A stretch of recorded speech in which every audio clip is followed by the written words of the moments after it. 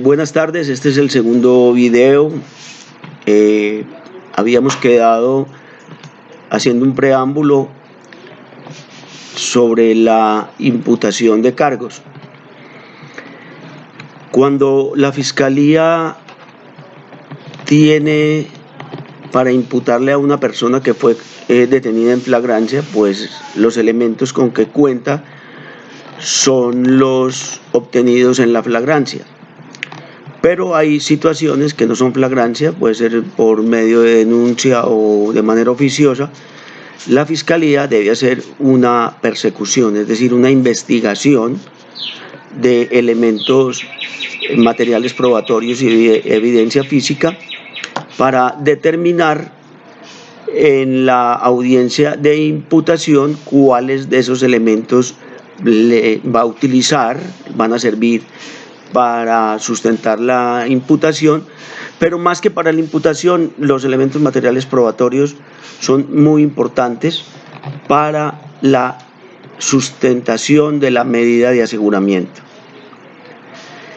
El título segundo del capítulo único de elementos materiales probatorios, evidencia física e información legalmente obtenida, porque no toda la información es siempre legalmente obtenida. Cuando son documentos, digamos, que se llama información privilegiada en base de datos, quiere decir que esos elementos solamente la persona que es, digamos, el elemento que se estudia en ese documento, entonces esa persona es la única que puede conocerlo, es información privada. Por ejemplo, una historia clínica habla de lo concerniente al estado clínico de una persona, y esa información no la puede entregar el médico porque se la pide un fiscal o porque se la pide un abogado. Lo mismo ocurre con las declaraciones de renta o la información que tiene la DIAN sobre una persona. Si esta persona no lo autoriza o un juez no lo autoriza en una audiencia de control de garantías, esa información no es legalmente obtenida y deberá ser excluida del proceso. Miremos la cláusula de exclusión, artículo 23 del Código Penal, y nos daremos cuenta entonces cuando podemos refutar una información no por su contenido, sino porque fue obtenida de manera ilegal. El artículo 275 nos habla de los elementos materiales probatorios y evidencia física, que son los medios que dan a conocer la situación fáctica, es decir, muchos elementos determinan entonces si una persona es responsable o no es responsable, o si hubo un delito o no lo hubo. Se entiende por elementos materiales probatorios y evidencia física los siguientes. Artículo 275. Huellas, rastros, manchas, residuos, vestigios y similares dejados por la ejecución de la actividad delictiva. Armas, instrumentos, objetos o cualquier otro medio utilizado para la ejecución de la actividad delictiva. Dinero o bienes y otros efectos provenientes de la ejecución de la actividad delictiva. Los elementos materiales descubiertos, recogidos y asegurados en desarrollo de diligencia investigativa de registro y allanamiento o inspección corporal y registro personal. Los documentos de toda índole hallados en diligencia investigativa de inspección o que han sido entregados voluntariamente por quien los tenía en su poder o que han sido abandonados en el lugar, allí. Los elementos materiales obtenidos mediante grabación, filmación, fotografía, video o cualquier otro medio avanzado utilizados como cámaras de vigilancia en recintos o en espacios públicos, en recintos cerrados o espacios públicos. Los mensajes de datos, intercambio de datos por internet, correo electrónico, telegrama, telefax o similares. Estos están regulados en la ley 527 de 1999, o hay normas que los sustituyen, adicionan o reforman. Entonces se tendrán en cuenta. Los demás elementos materiales similares a los anteriores y que son descubiertos, recogidos y custodiados por el fiscal general o por el fiscal directamente o por conducto de servidores de policía judicial o de peritos del Instituto Nacional de Medicina Legal y Ciencias Forenses o de laboratorios aceptados oficialmente. Digamos que esos mensajes de datos también son información privilegiada. El fiscal o la parte interesada deberá solicitar al juez de control de garantías que lo autorice y envíe un oficio a la entidad correspondiente para que esa información se anexe a ese proceso. No se podrá utilizar en otros procesos. Si se utiliza para otro proceso, ya es prueba ilegalmente obtenida. Solamente para ese proceso y no se podrá comentar. O sea, es una información que sigue siendo privilegiada, pero que dentro del proceso está admitida porque un juez de control de garantías previamente así lo determinó. El fiscal recoge elementos materiales probatorios, por lo general lo hacen sus investigadores, cuerpo técnico de investigación. Esos elementos materiales deben guardar una cadena de custodia. ¿Qué quiere decir eso? Estos elementos deben ser debidamente recogidos sin irlos a contaminar, deben embalarlos, es decir, deben guardarlos en un recipiente apto para eso y especial, donde vaya solamente ese elemento con un rótulo. Si ese elemento pasa, digamos, a un almacén y luego pasa del almacén a un miembro del cuerpo técnico de investigación y luego pasa a otro lugar, entonces ese informe debe decir exactamente cuáles son los movimientos que ha tenido ese elemento material probatorio. De otra manera, entonces se perdería lo que en el derecho se llama la cadena de custodia. La cadena de custodia hay que revisar que esté bien hecha, porque ese puede ser un elemento utilizado por la defensa o por a quien le convenga para rechazarlo en un momento determinado. Hay un elemento que es el parágrafo final que está después del numeral H del artículo 275, y este es el artículo primero de la ley 1652 del 2013. Resulta que cuando a una persona le hacen una entrevista antes de un proceso, esa entrevista no es un elemento material probatorio, eso es una evidencia. Esa evidencia tiene que ser corroborada o tiene que ser sustentada o tiene que ser realizada nuevamente como prueba en el juicio, y debe solicitarse a la persona que depuso esa entrevista. De otra manera, entonces, es como si no se hubiera hecho nada. Las evidencias, por ejemplo, una entrevista sirve para refrescar la memoria del testigo o para impugnar su credibilidad. Entonces, un testimonio que ha sido dado con anterioridad se puede impugnar si no es el mismo testimonio que se está dando en juicio. De resto, eso no sirve como prueba. O sea, es el testigo el que tiene que ir a la audiencia y declarar en juicio lo que sabe, lo que le conste. Lo que le pregunten va a responder. Si sabe o no sabe, pues responde si sabe o no sabe. Pero las evidencias físicas, entonces, como esas entrevistas, solo sirven para refrescar memoria o impugnar credibilidad. Pero este adicionado, este parágrafo de la ley 1652 del 2013, dice que se entenderá como material probatorio la entrevista forense realizada a niños, niñas o adolescentes víctimas de los delitos descritos en el artículo 206A, ¿sí?, de este mismo código. Entonces, cuando se abusa de un niño y este niño da una entrevista, esa entrevista se entiende como material probatorio. Esto lo menciona entonces el artículo 275, un agregado de la ley 1652. Los elementos materiales probatorios deben ser legalmente obtenidos.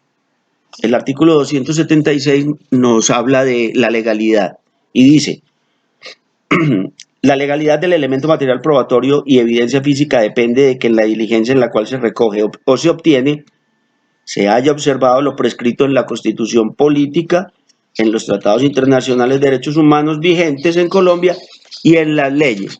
O sea que si la información obtenida, es por medio de tortura, por ejemplo, esa información quedará excluida. Si la información obtenida es porque yo le pagué a un funcionario para que me diera la historia clínica que aparecía en el hospital tal, esa información debe ser rechazada por el juez. Incluso podría traer unas consecuencias penales para quien la obtiene y para quien la entrega sin haber tenido el poder legal para hacerlo.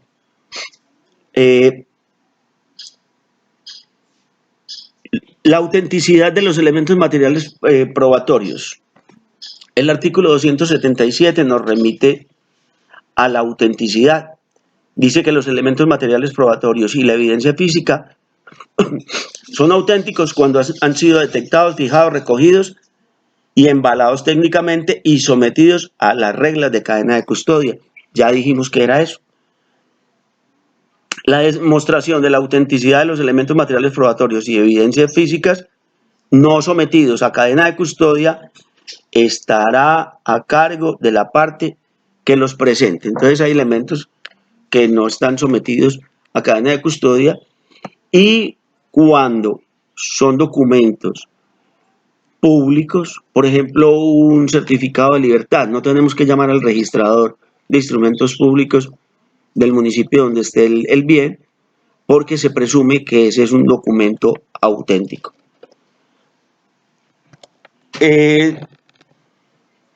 Entonces, antes de entrar al tema de la imputación, el fiscal debe tener recogidos elementos materiales probatorios que le van a servir de sustento para justificar una imputación y, sobre todo, para que se le apruebe la solicitud de legalización de la captura. En la imputación, en el video anterior hablé de allanamiento. Una cosa es el allanamiento a la morada y otra es el allanamiento a cargos. En ese caso estábamos hablando de allanamiento a cargos, que son los que comportan una rebaja de pena dependiendo en la etapa procesal en la que se realice esa aceptación. Digamos que el indiciado puede ser interrogado, pero el indiciado también puede renunciar,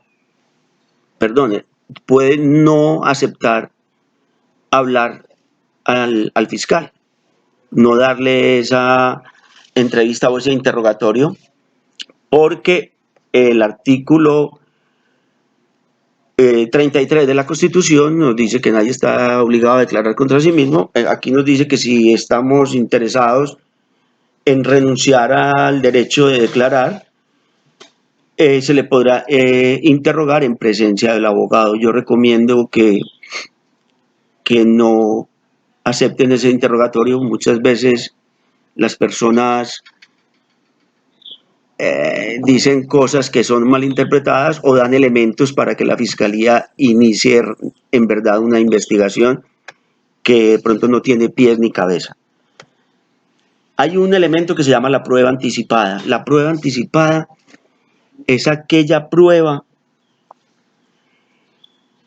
que antes de la instalación del juicio, hasta ese momento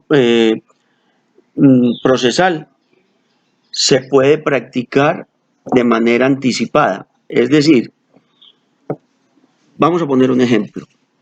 Un testigo está en el hospital muy grave. Entonces es posible que fallezca y vamos al hospital y con un juez de control de garantías se hace entonces una entrevista y se obtiene el testimonio de esa persona. Si esa persona fallece antes del juicio, esa es una prueba anticipada. Pero si la persona está bien para declarar, entonces esa prueba anticipada ya no se podrá evacuar, sino que tendremos que hacer otro, digamos, interrogatorio al testigo que estuvo a punto de fallecer.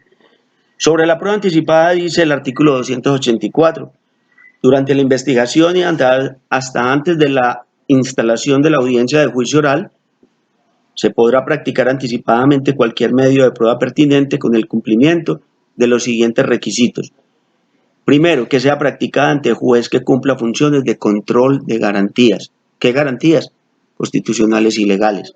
Segundo, que sea solicitada por el fiscal general o el fiscal delegado, por la defensa o por el Ministerio Público en los casos previstos en el artículo 112. Entonces, ya sabemos que esa prueba anticipada se puede tomar, pero si la persona está apta para poner ese interrogatorio, entonces esa prueba anticipada no se tendrá en cuenta. Tercero, que sea por motivos fundados y de extrema necesidad y para evitar la pérdida o alteración del medio probatorio, o que se trate de investigaciones que se adelantan por el delito de violencia intrafamiliar. Cuarto, que se practique en audiencia pública y con observancia de las reglas previstas para la práctica de pruebas en el juicio. Parágrafo primero. Si la prueba anticipada es solicitada a partir de la presentación del escrito de acusación, el peticionario deberá informar de esta circunstancia al juez de conocimiento. Contra la decisión de practicar la prueba anticipada proceden los recursos ordinarios, o sea, reposición y apelación. Si se negare, la parte interesada podrá de inmediato o por una sola vez acudir ante otro juez de control de garantías para que éste en el acto considere la medida. Su decisión no será objeto de recurso. O sea que se puede pedir 2 veces esa prueba anticipada y en la segunda vez ya no habrá ningún recurso. El parágrafo tercero está modificado por la ley 1959 del 2019. Esa es la ley que llaman la ley de financiamiento.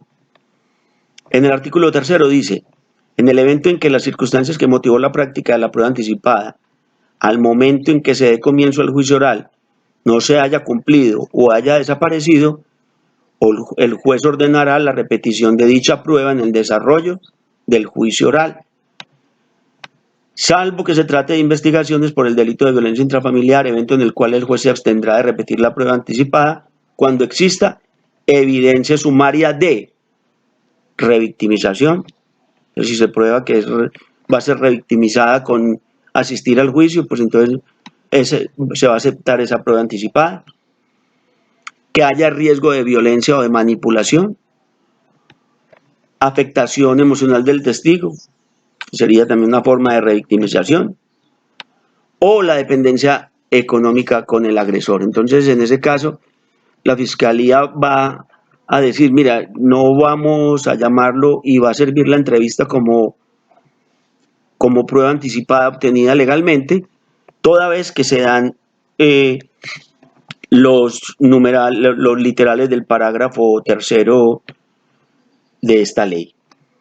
También el parágrafo 4 está adicionado por una ley, es la 1474 del 2011, y en el artículo 37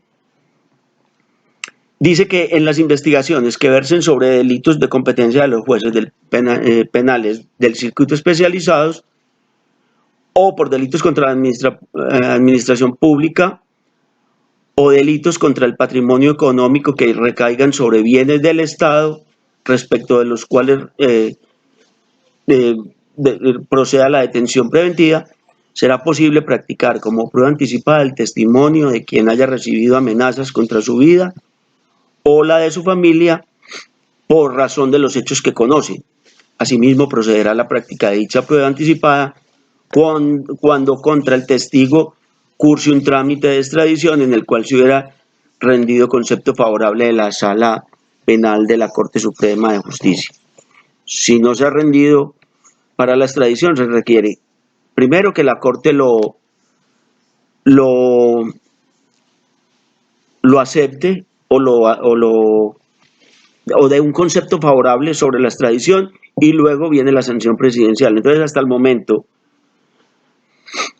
antes de que quede en firme la decisión del presidente de conceder la extradición, entonces, si todavía está la persona, pues se llevará a juicio. Y si ya el presidente tomó una decisión de extraditarlo, pues entonces esa prueba anticipada servirá como prueba en el juicio. Ya no habría que practicarla otra vez. El parágrafo 5, adicionado por la ley 1908 del 2018 en el artículo 19, dice que la prueba testimonial anticipada se podrá practicar en todos los casos que se adelanten investigaciones contra miembros de grupos delictivos organizados y grupos armados organizados. Las pruebas testimoniales que se practiquen de manera anticipada en virtud de este parágrafo solo podrán repetirse en juicio a través de videoconferencia, siempre que a juicio del juez de conocimiento no se ponga en riesgo la vida e integridad del testigo o sus familiares, o no sea posible establecer su ubicación. Entonces,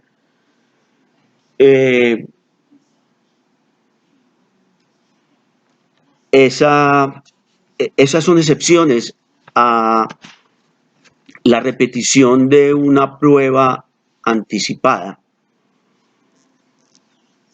Estas pruebas anticipadas se guardarán, deben ser dictadas por un juez de control de garantías y se conservarán para utilizarlas en el transcurso del juicio. Recuerde que el momento procesal para que la fiscalía haga el descubrimiento probatorio es la acusación, todavía no hemos hablado de eso, y el momento procesal para que la defensa haga su descubrimiento probatorio es la audiencia preparatoria. Entonces empecemos con la imputación. La imputación es el acto a través del cual la Fiscalía General de la Nación comunica a una persona su calidad de imputado en audiencia que se lleva a cabo ante el juez de control de garantías. Hay una jurisprudencia que me gustaría que miraran y es sobre el término para formular imputación una vez legalizada la captura. Esta es una sentencia de la Corte Suprema de Justicia, la número 32.634 del 2009, del magistrado ponente Alfredo Gómez Quintero. Péguenle una miradita. El fiscal hace la imputación fáctica. Vamos al artículo 287, por favor.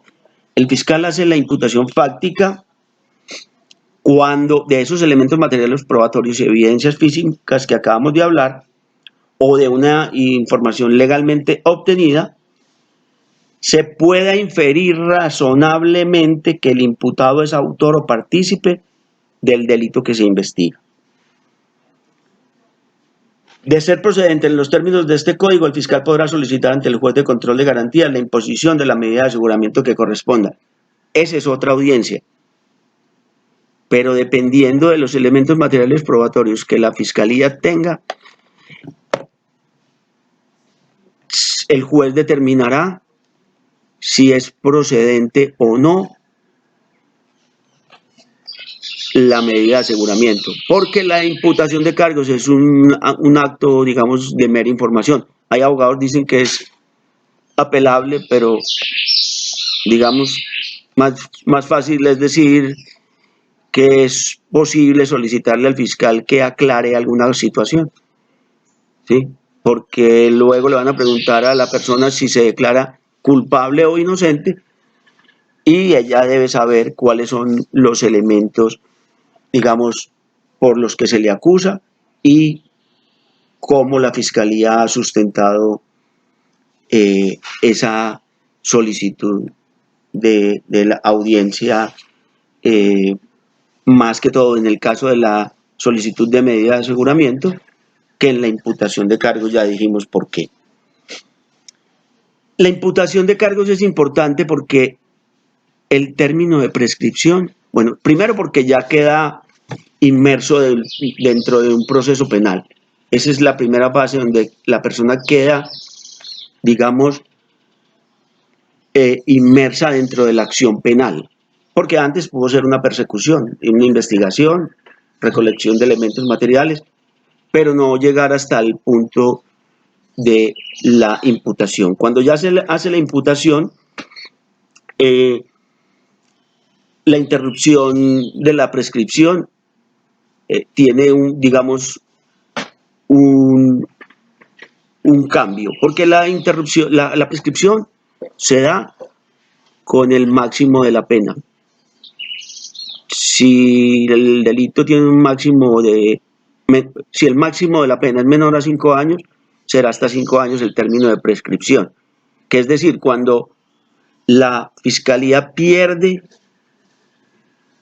la capacidad de llevar a una persona a juicio por el paso del tiempo. Y dice así el artículo 292. La prescripción de la acción penal se interrumpe con la formulación de imputación. Entonces ya venía corriendo ¿desde cuándo? Desde el momento en que se causó el ilícito. O sea, la fecha en que se causó el delito, empieza a correr el término de prescripción de la acción penal. Pero ese término se interrumpe. Y miren lo que dice este inciso segundo. Producida la interrupción del término prescriptivo, este comenzará a correr de nuevo por un término igual a la mitad del señalado en el artículo 83 del Código Penal. En este evento no podrá ser inferior a 3 años. ¿Qué es lo que quiere decir esto? Que el término de prescripción se baja a la mitad después de la imputación. Si el término de prescripción eran 10 años después de la imputación, si no se ha terminado el proceso, entonces en 5 años usted pide la preclusión por prescripción del proceso. Hay una figura, una institución jurídica que se llama la contumacia. La contumacia está regulada en el artículo 291. Dice así: si el indiciado, habiendo sido citado en los términos ordenados por este código, sin causa justificada, así sea sumariamente, o sea, con una llamada, no compareciera a la audiencia, esta se realizará con el defensor que haya designado para su representación. Si este último tampoco concurriera a la audiencia sin que justifique su inasistencia, el juez procederá a designarle defensor en el mismo acto de la lista suministrada por el Sistema Nacional de Defensoría Pública, en cuya presencia se formulará la imputación. Pero ¿qué es lo que hace el juez antes de nombrarle un abogado y declarar la contumacia? Para declararlo persona ausente y juzgarlo como ausente, la Fiscalía tiene que demostrar que lo ha buscado. ¿Cómo? Lo llamó donde la mamá, que la mamá contestó que no lo ha visto, que llamó donde vivía anteriormente, que estuvo en el trabajo y no lo volvieron a ver, que puso en un periódico de amplia circulación 2 avisos llamándolo y en unas emisoras. Y así entonces el juez va a determinar que esta persona no va a concurrir voluntariamente a la audiencia y que por lo tanto se le va a declarar como reo ausente y se le va a nombrar un defensor público. Habíamos hablado ya que no se dice defensor de oficio, sino defensor público. En la imputación de cargos se puede acoger o allanar a las pretensiones o a lo imputado.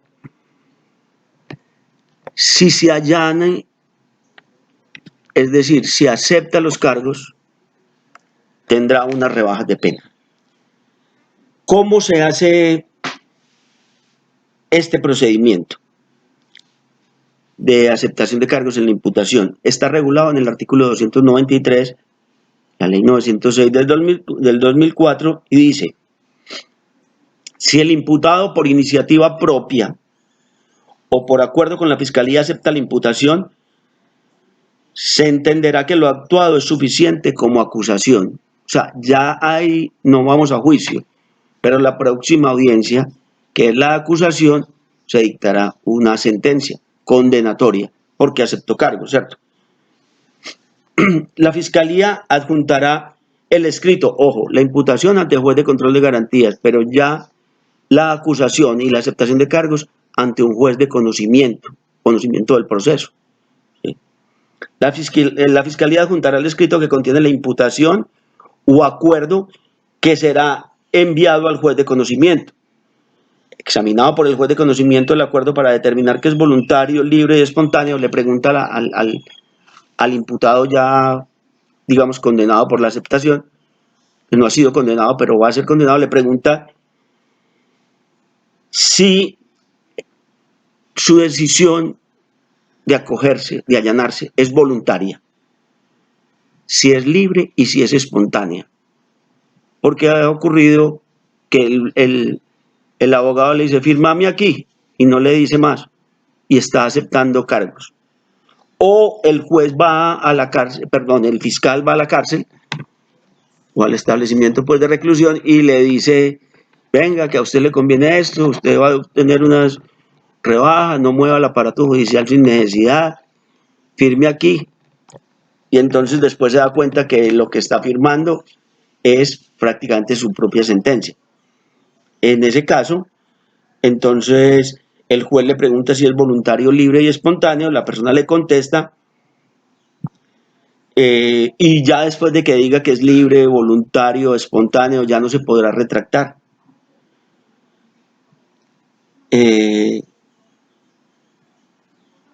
Luego dictará una fecha para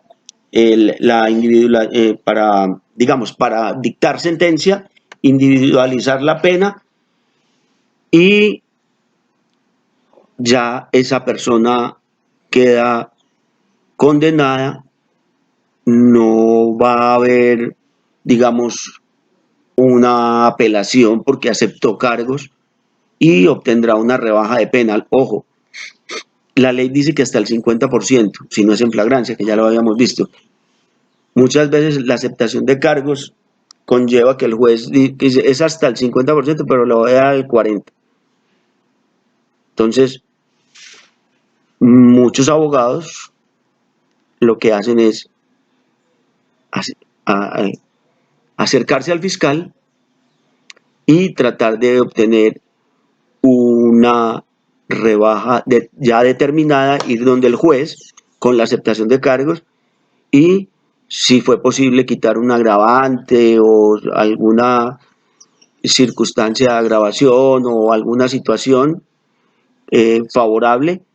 Entonces se le plantea al juez, el juez va a aceptar si no viola la Constitución y la ley ese acuerdo, si fue libre, espontáneo, voluntario, y ya queda una sentencia en firme después de esa decisión. Hay un parágrafo y dice que sí podrán las partes retractarse, digamos, los sujetos encartados sub judice podrán retractarse, pero es un asunto probatorio y difícil de probar, en el cual se argumente y se pruebe por parte de quien lo interpone que se violaron garantías constitucionales, digamos, miedo por una tortura que tuvo y de una vez aceptó cargos, y en juicio también porque allá estaban los que le hicieron firmar y le dio miedo, y cuando su voluntad esté viciada por el dolo o por la fuerza, entonces si logramos probar eso, podemos de pronto obtener la retractación.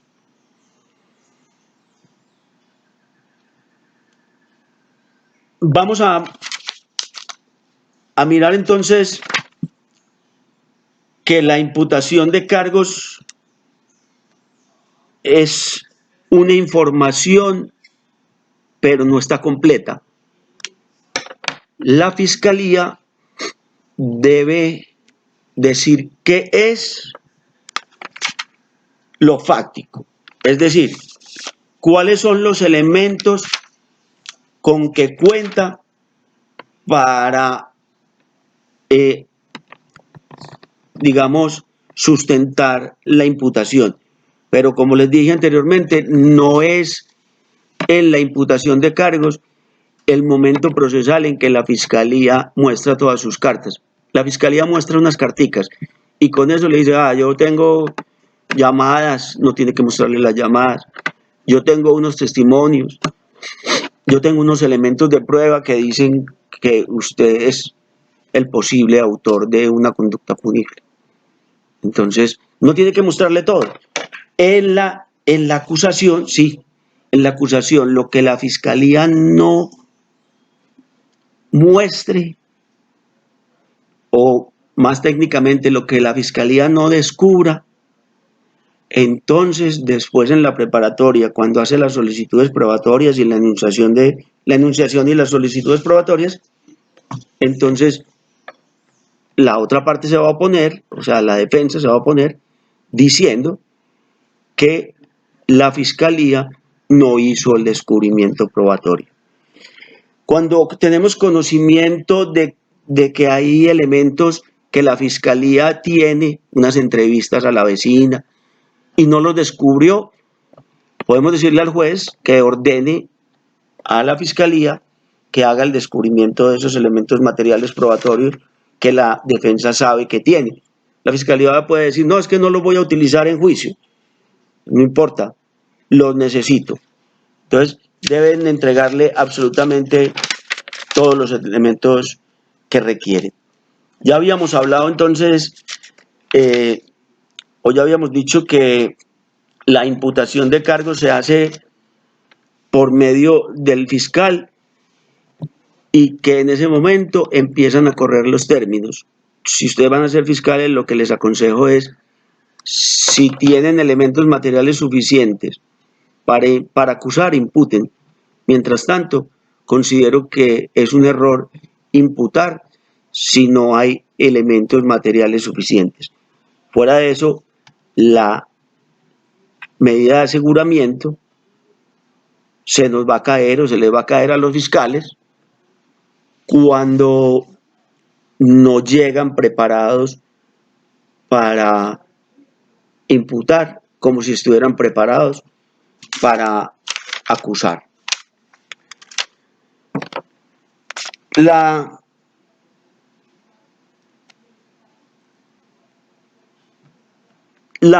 Hay una jurisprudencia de la Corte Suprema de Justicia que quiero que le peguen una miradita, y es la 43.211, es de la Corte, es una sentencia donde el magistrado ponente es el doctor Eugenio Fernández Carlier, la 43.211. Esta hace relación al condicionamiento que hace a la acusación la imputación.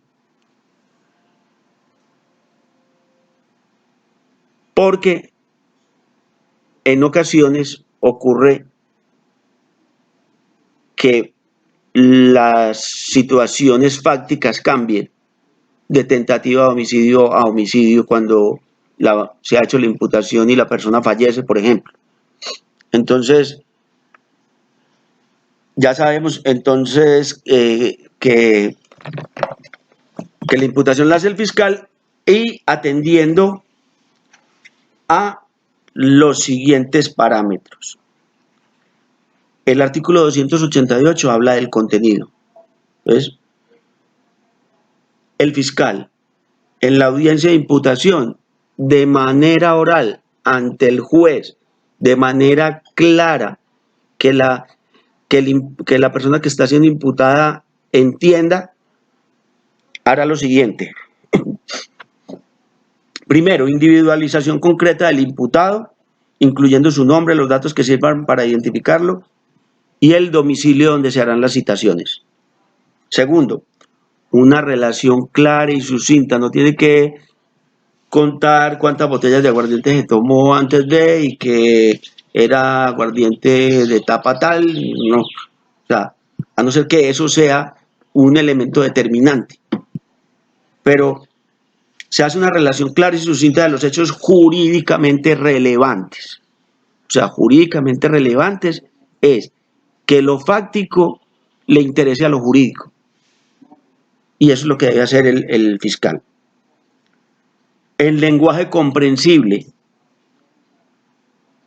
y lo cual no implicará el descubrimiento de los elementos materiales probatorios, evidencia física, ni de la información en poder de la Fiscalía, sin perjuicio de lo requerido para solicitar la imposición de medidas de aseguramiento. O sea que, como habíamos dicho, en la imputación de cargos no tenemos, o bueno, no tiene el fiscal que hacer un descubrimiento de todos los elementos materiales probatorios. Digamos que descubrió algunos, pero en la solicitud de medida de aseguramiento vamos a ver que es otra situación. La posibilidad del investigado de allanarse la imputación y obtener rebaja de pena de conformidad con el artículo 351. Ya nosotros habíamos visto que hay unas rebajas de pena atendiendo a que la persona se allane en un momento procesal diferente. Y entonces miremos las modalidades de la aceptación de cargos en la audiencia de formulación de imputación. Artículo 351. La aceptación de cargos determinados en la audiencia de formulación de imputación comporta una rebaja hasta de la mitad de la pena imponible, acuerdo que se consignará en el escrito de acusación. También podrá el fiscal y el imputado llegar a un preacuerdo sobre los hechos imputados y sus consecuencias. Si hubiera un cambio favorable para el imputado con relación a la pena por imponer, esto constituirá la única rebaja compensatoria por el acuerdo. Para efectos de la acusación, se procederá en la forma prevista en el inciso anterior. En el evento que la Fiscalía, por causa de nuevos elementos cognitivos, proyecte formular cargos distintos y más gravosos a los consignados en la formulación de imputación, los preacuerdos deberán referirse a esta nueva y posible imputación. O sea, no se imputó todo, pero se va a hacer un preacuerdo y luego vamos a imputar otra vez. No. Se debe incluir esos elementos que iba a anexar al preacuerdo. Los preacuerdos celebrados entre Fiscalía y acusado obligan al juez de conocimiento, ojo, salvo que ellos desconozcan o quebranten garantías fundamentales. Muchos jueces también dicen que no hubo suficiente investigación, que le parece que fue muy benévola la Fiscalía, que esto no lo acepto, y no hablan de quebranto de garantías fundamentales, que son las que el juez debe vigilar que no se quebrante. Aprobados los preacuerdos, procederá el juez a convocar la audiencia para dictar sentencia correspondiente. Entonces ya un preacuerdo es el preámbulo para una sentencia condenatoria. Ya sabemos que el preacuerdo es aceptación de una u otra manera la responsabilidad penal y la persona entonces va a ser recluida en un establecimiento carcelario si se dan las condiciones que la norma señala, que el delito tenga una pena mínima de más de 4 años o algunos delitos que ya hemos visto o que estamos para ver, no estoy seguro.